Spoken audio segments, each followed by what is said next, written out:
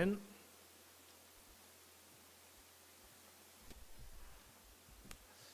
오늘 우리가 볼 사도행전 4장은 사도행전 3장과 연결된 말씀입니다. 사도행전 3장의 핵심은 뭡니까? 베드로가 장애인을 고치는 치유 기적 이야기입니다. 바로 이 사건으로 해서 베드로와 요한이 잡혔고 공회에 서게 됩니다. 40년 평생 서 있지도 못하고 앉아서 구걸하던 사람이 서기도 하고 걷기도 하고 뛰기도 한 이 기적은 그 당시에 정말 놀라운 사건이었는데요.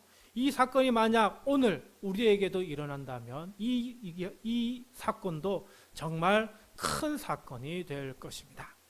현대의학으로도 과연 가능할지 모르는 이 일이 시술이나 수술 없이 그저 기도로서 고침을 받는다라고 한다면 아마 전 지역이 이 사건으로 해서 크게 떠들썩하게 될 것입니다. 각종 매체와 온라인을 통해서 요즘 유튜브, 페이스북, 각종 SNS를 타고 많이 전파되면서 이 놀라운 일이 기사거리가 되고 많은 사람들의 입방아에 오르게 될 것입니다. 병 고침을 받은 사람도 유명 인사가 되겠지만은 병을 고친 베드로도 엄청난 인기를 끌게 될 것입니다. 이 인기 때문에 전국 각지에서 몰려드는 사람들이 정말 많을 것인데요. 특별히 불치병에 걸려있는 환자들은 이 베드로에게 자기에게도 안수해달라고, 자기에게도 기도해달라고, 자기도 이 병에서 고침을 받을 수 있게 해달라고 아마 많은 사람들이 몰려들 것입니다. 그런데 이 병 고침에 대해서 탐탁치 않게 여기는 그런 사람들도 있을 겁니다. 대표적인 단체가 종교계입니다. 같은 종교계가 아닌 다른 종교계에서는 이런 일이 일어나면 어떻게 할까요? 이거는 가짜다. 이거는 거짓말이다. 이거는 어떤 그 사건을 마치 자기네들이 한 것처럼 만들어가 조작한 것이다 라고 하면서 유언비어를 퍼뜨리거나 거짓 소문을 만들 겁니다. 같은 종교계 안에서도 의심하는 부류가 있을 수도 있지만 이런 기적을 통해서 우리 종교계가 앞으로 더 부흥 성장할 수 있는 그런 기회가 되었다며 기대하는 사람들도 있을 것입니다. 오늘 사도행전 4장은 이런 종교계에서 바라보는 모습을 아주 잘 보여주고 있다라고 이야기할 수 있습니다. 베드로와 요한이 잡히고 말았습니다. 아니 병을 고쳐주었는데 잡혔어요. 도대체 이해할 수 없는 일이 벌어졌습니다. 불치병을 고쳐서 주었으니까 상을 주는 것은 못할 망정 왜 이들을 잡은 것일까요? 도저히 납득할 수 없는 행동입니다. 베드로와 요한을 잡은 사람이 누구인지 봤더니 1절에 제사장들, 그리고 성전 맡은 자들, 그리고 사두개인들, 이런 세 부류의 사람이 있었다고 합니다. 이들은 당시 하나같이 예루살렘의 중심 세력이었다라고 이야기를 할 수 있죠. 성전 맡은 자는 성전 구역 내에 치안을 담당하는 사람으로 정치적인 곳과 연결되어 있는 사람입니다. 그리고 제사장과 사두개인은 종교적인 사람들이죠. 이 자리에 바리새인이 없었다는 것이 좀 의아하긴 하지만 중요한 사실은 베드로와 요한이 정치계 인물과 종교계 인물 때문에 잡히고 말았다라고 하는 것입니다. 베드로와 요한을 잡은 이유는 불치병을 고쳤기 때문이 아니라고 얘기합니다. 2절과 3절입니다.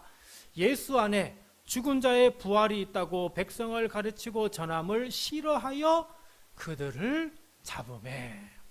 사도를 잡은 이유가 뭐 때문이라고요? 예수님 안에 죽은 자의 부활이 있다고 하는 이것을 사람들에게 전하여서 그것을 싫어해서 이 두 제자를 잡았다라고 하는 것입니다. 우리 생각에는 이게 도대체 무슨 일이야 라고 생각하면서 왜 이런 일이 일어날까라고 생각할 수 있을지 모르지만 오늘날에도 우리나라 외에 대다수의 나라에서는 어떤 종교적인 뭘로 해서 치유가 일어나게 되면 그것에 대한 문제를 가지고 잡는 일이 허다하게 많이 있습니다. 지금도 이스라엘에서 그렇고요. 이슬람 지역에서도 마찬가지고 유럽의 지역에서도 이런 일은 일어납니다.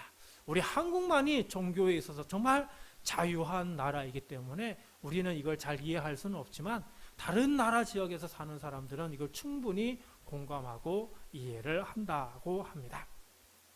어쨌든 이것으로 인해서 붙잡히게 되었는데 사실은 이게 더 중요한 것이 아니고 핵심이 무엇이냐? 그것은 7절에 있는 말씀입니다. 사도들을 가운데 세우고 묻되 너희가 무슨 권세와 누구의 이름으로 이 일을 행하였느냐? 이 일을 행하였다는 건 뭐예요? 어떻게 병자를 고쳤느냐라고 하는 것이죠. 여러분, 이 질문은 의학적인 질문이 아닙니다. 어떤 치료 방법으로 이 장애인을 고쳤느냐라고 질문하는 것이 아닙니다. 이 질문은 종교적인 질문입니다. 너희가 어떤 신의 권세와 그 신의 이름으로 이 일을 행하였느냐라고 묻고 있는 것이죠. 이스라엘은 유일하신 여호와 신앙을 갖고 있는 민족입니다. 그래서 여호와 신앙을 통한 치유였다면 기쁨으로 환대할 수 있는 일이지만 다른 이방의 어떤 종교를 가지고 했다든지 아니면 지금 유대인들이 이단으로 몰고 있는 어떤 단체에서 행한 것이라면 이것은 거부할 수밖에 없는 일이었던 것입니다. 그래서 병자를 고친 것으로는 잡을 수 없으니까 어떻게 해요? 예수 안에 죽은 자의 부활이 있다고 전하는 그 종교적인 하나의 문일 때문에 이 두 제자를 사로잡은 것입니다. 정말 말도 안 되는 얘기인 것 같지만 정치적인 문제와도 연결되고 종교적인 문제와도 연결되기 때문에 그래서 이런 갈등이 생길 수밖에 없는 겁니다.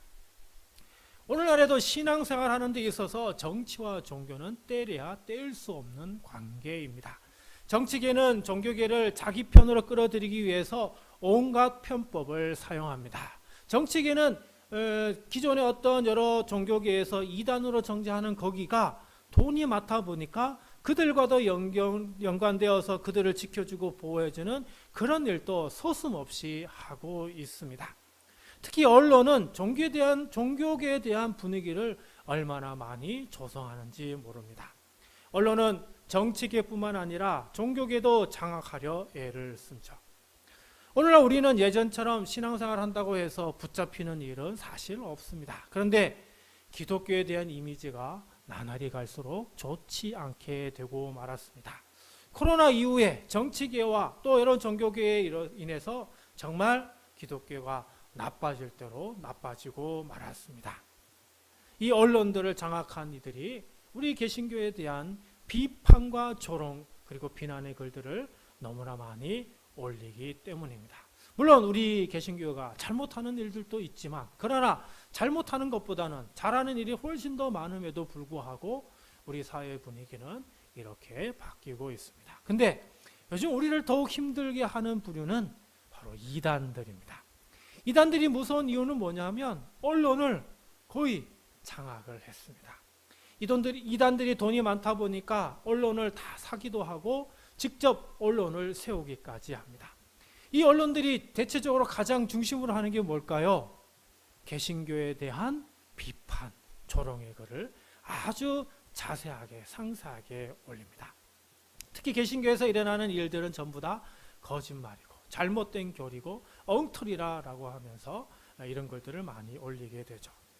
근데 가장 큰 문제가 뭐냐면 성경에 관한 자료들을 찾기 위해서 온라인에서 검색을 하면은요 1순위부터 10순위 안에 올라오는 글 대부분이 바로 이 이단들이 올린 글들입니다. 유월절에 관련된 자료를 찾으려고 보면은 전부 다 안상홍의 하나님의 교회에서 글들을 많이 올립니다. 요한계시록에 있는 어떤 자료들을 좀 찾아보려고 그러면 신천지 이만희 그 교주에서 올린 그런 글들이 아주 상세하게 자세하게 기록되어져 있습니다. 읽어보면 내용이 너무나 이상해요. 그래서 보면 신천지에서 만든 거고 하나님의 교회에서 만든 그런 자료들입니다.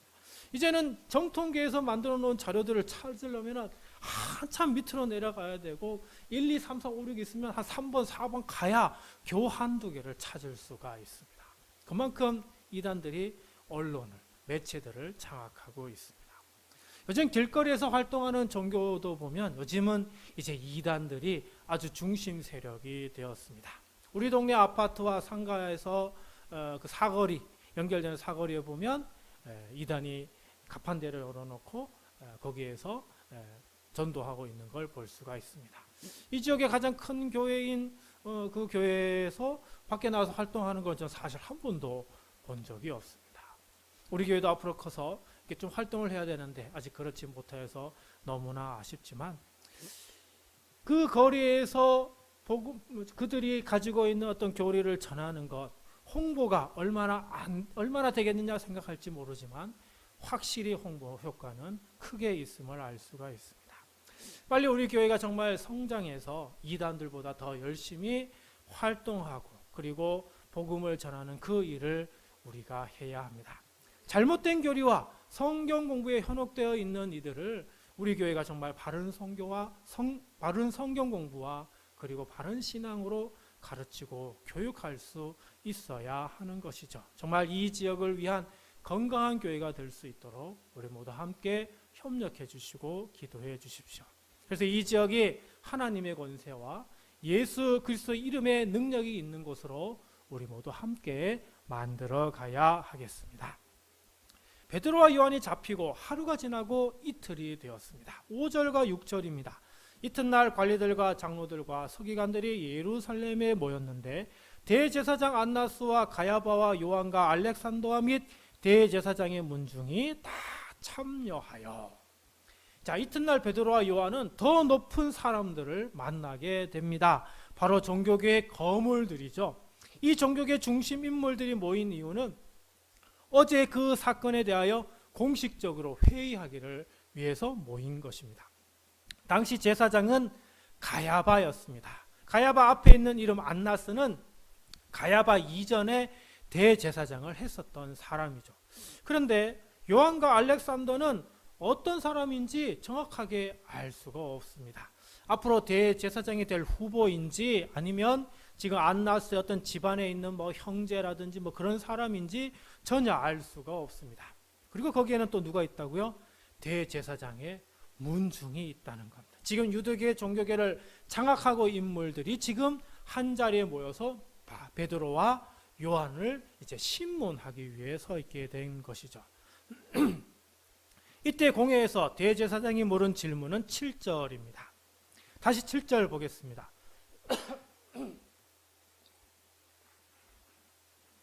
사도들을 가운데 세우고 묻되 너희가 무슨 권세와 누구의 이름으로 이 일을 행하였느냐. 자, 무슨 권세와 누구의 이름으로 평생 지체장애를 안고 살았던 이 사람을 고쳤느냐라고 하는 것이죠. 자, 이 말은 다르게 얘기하면 이 두 사람에게는 권세와 능력이 있다는 거예요, 없다는 거예요? 없다는 거예요. 두 사람이 이런 힘과 능력을 가지고 이 그 40년 동안 걷지도 못하고 서지도 못했던 이 사람을 고친 것은 이 사람들의 능력 밖의 일이라고 하는 것입니다. 그 말은 이 사람들이 베드로와 요한이 누구인지 알고 있다라고 하는 것이죠. 우리가 읽진 않았지만 13절입니다. 그들이 베드로와 요한이 담대하게 말함을 보고 그들을 본래 학문 없는 범인으로 알았다가 이상히 여기며 또 전에 예수와 함께 있던 줄도 알고. 자, 이 사람들은 베드로와 요한이 어떤 사람인지 두 가지로 알고 있습니다. 하나는 학문 없는 범인, 평범한 사람, 아니면 그냥 천한 사람, 이런 의미가 담겨져 있는 것이죠.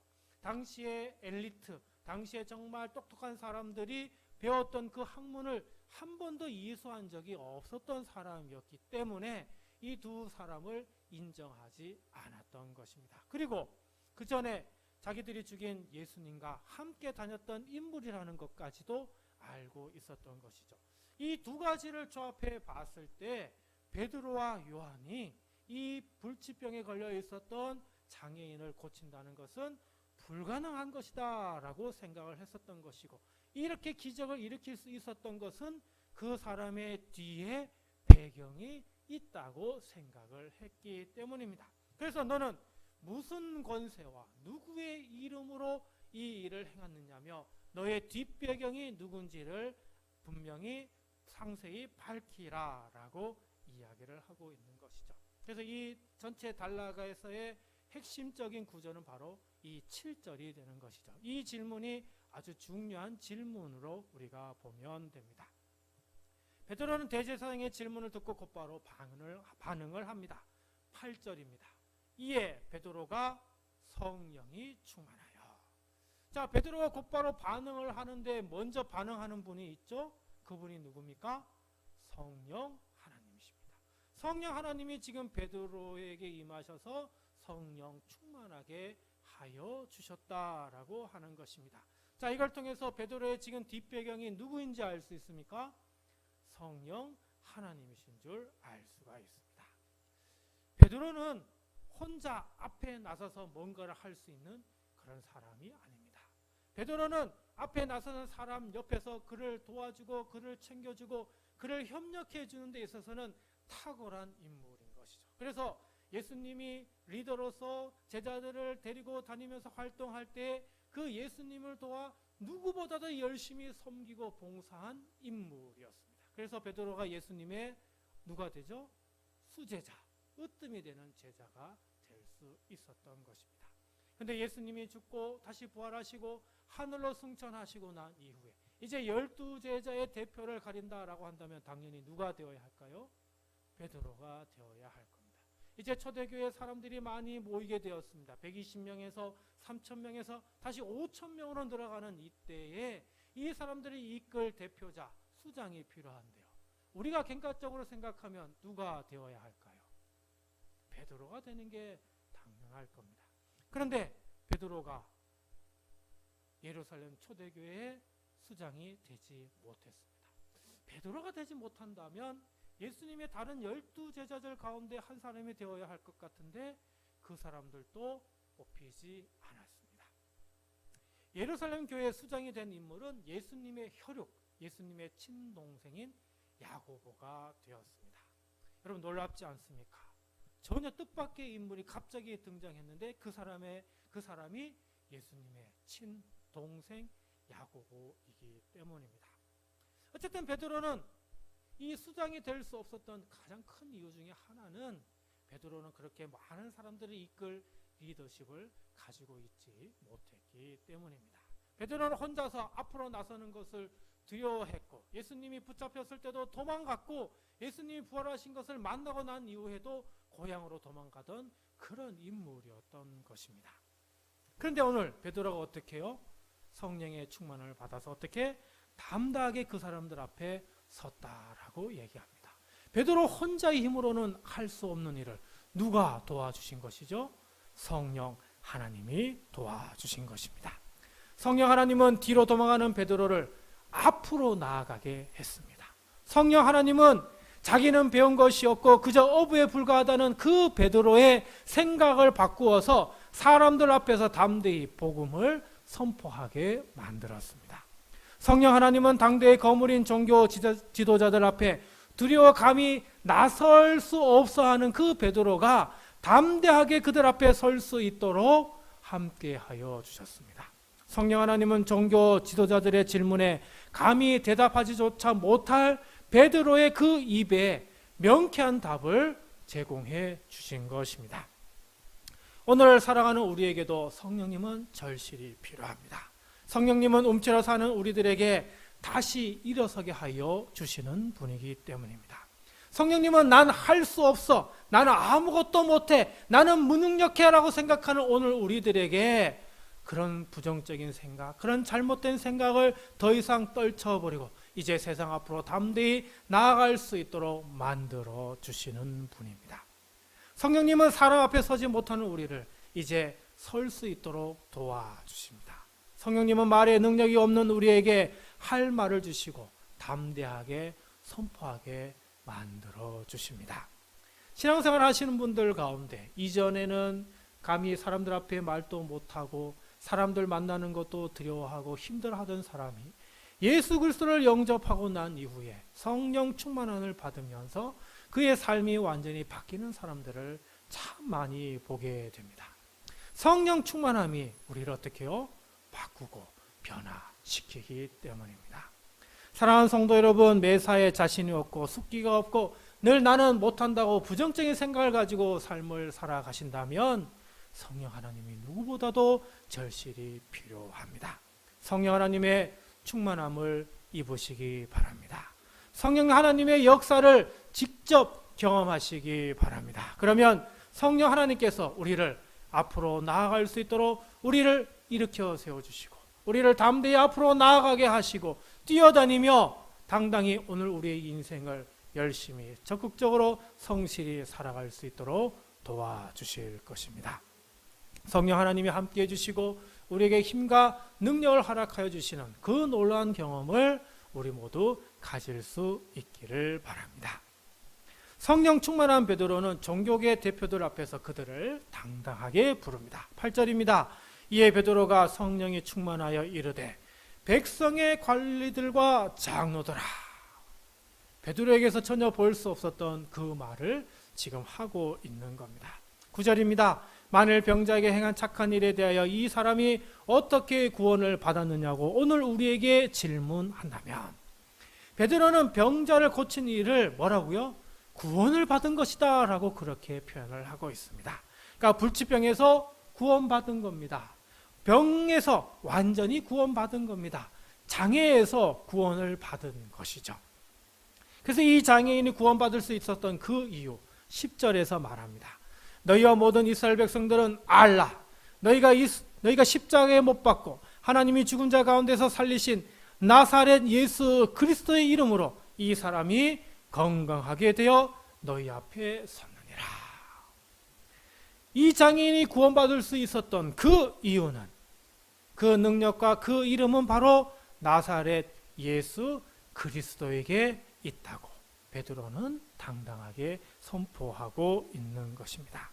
나사렛 예수 그리스도 그 이름에 놀라운 능력이 있고 힘이 있는 것이고 그래서 이 장애인을 고치고 건강하게 만들 수 있었던 것입니다. 자, 그러면 이 예수 그리스도는 어떤 분이십니까? 이 예수 그리스도는 십자가에 못 박혀 달려 돌아가셨지만 누가 살리셨다고요? 하나님께서 살리셨다고요. 너희들이 믿는 하나님, 그 하나님께서 살리신 분이 누구라? 바로 예수 그리스도이시라는 겁니다. 그리고 부활하신 예수 그리스도 그 이름이 바로 이 장애인을 깨끗하게 고치셨다는 사실입니다. 더 나아가 하나님은 예수님을 어떻게 하셨다고 합니까? 11절입니다.